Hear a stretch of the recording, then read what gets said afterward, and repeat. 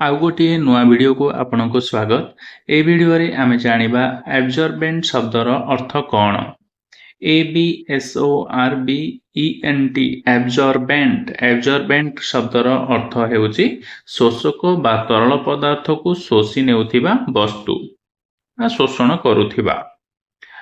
जेउ जिनिस निज भितर को पानी तेल बा अन्य कोनोसी तरल पदार्थ को सहजरे टाणी निए ताकू आमे कहिबा एब्जॉर्बेंट। एब्जॉर्बेंट आसंतु किछि उदाहरण माध्यम रे एई वर्ड को सरल भाषा रे बुझि नेबा। कॉटन इज हाईली एब्जॉर्बेंट माने कपास बहुत शोषण करे। एठारे कॉटन शब्दर अर्थ है कपास, एब्जॉर्बेंट शब्दर अर्थ है शोषण करे, हाईली शब्दर अर्थ है बहुत। आउ गोटे सेंटेंस को भल भाव बुझा। यूज एन एब्जॉर्बेंट क्लोथ माने एक शोषण कपड़ा व्यवहार कर। एठारे एब्जॉर्बेंट शब्दर अर्थ है एब्जॉर्बेंट क्लोथ शब्दर अर्थ है शोषण कपड़ा, यूज शब्दर अर्थ है व्यवहार।